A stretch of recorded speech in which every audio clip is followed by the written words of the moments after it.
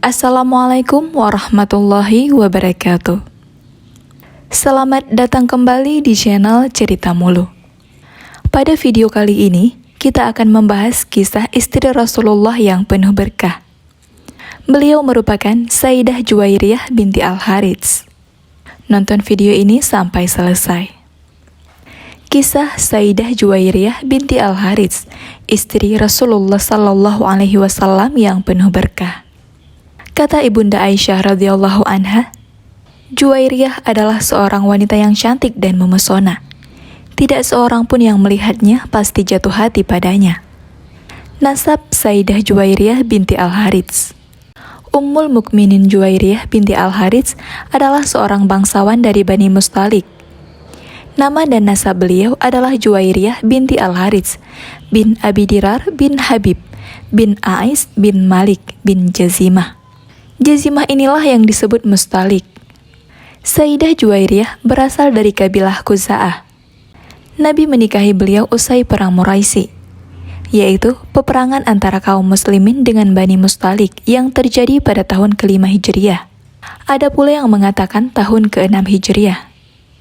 Sebelum menikah dengan Rasulullah Shallallahu Alaihi Wasallam, Sayyidah Juwairiyah merupakan istri dari Musafi bin Safwan al-Mustalik.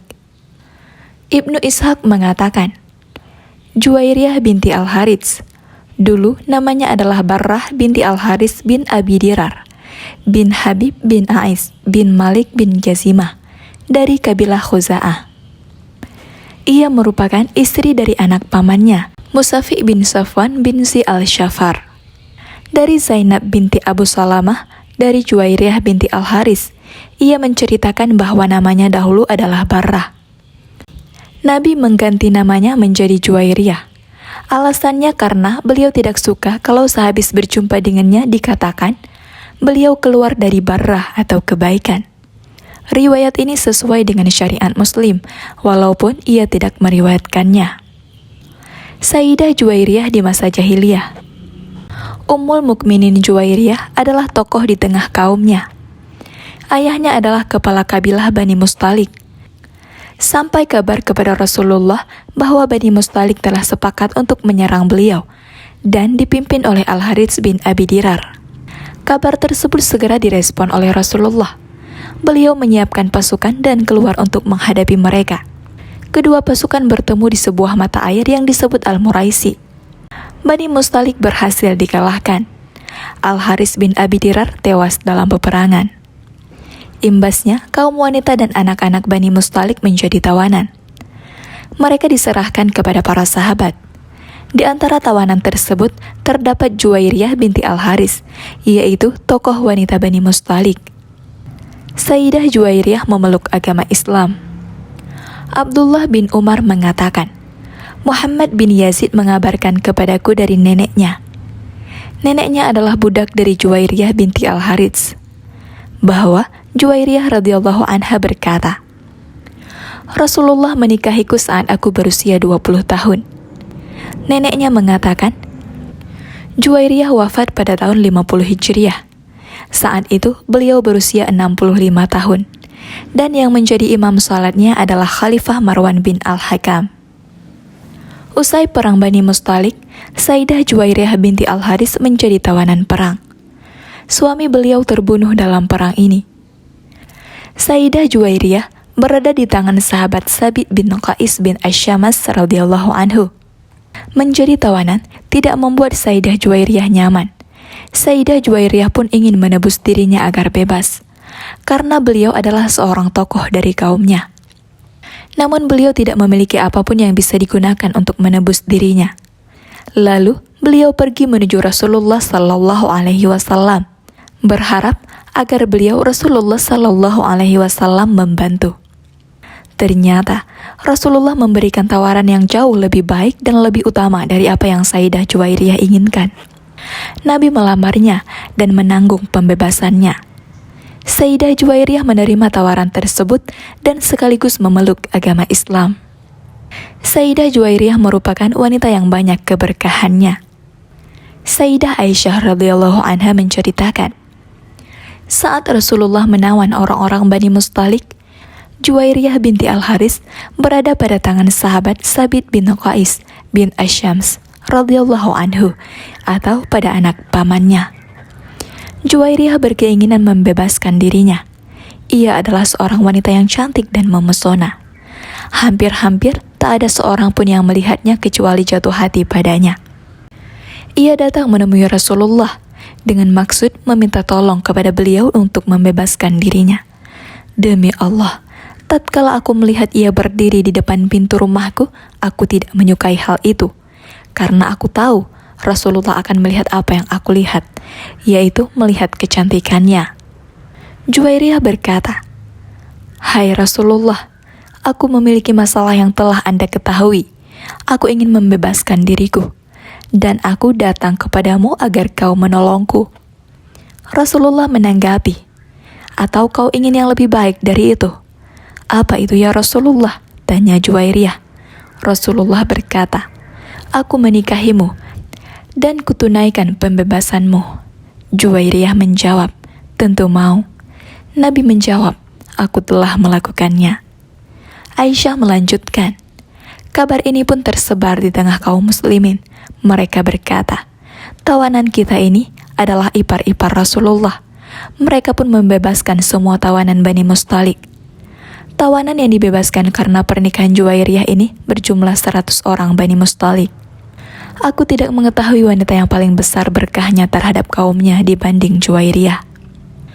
Kisah Ibunda Juwairiyah ini sungguh menarik. Kita semakin sadar bahwa hati manusia itu dalam genggaman Allah, dan hidayah itu benar-benar milik Allah. Sayyidah Juwairiyah sebelumnya adalah wanita kafir yang menjadi tawanan atau menjadi budak, kedudukan yang hina di dunia dan akhirat. Kemudian beliau memeluk agama Islam dan menikahi manusia terbaik yang pernah ada.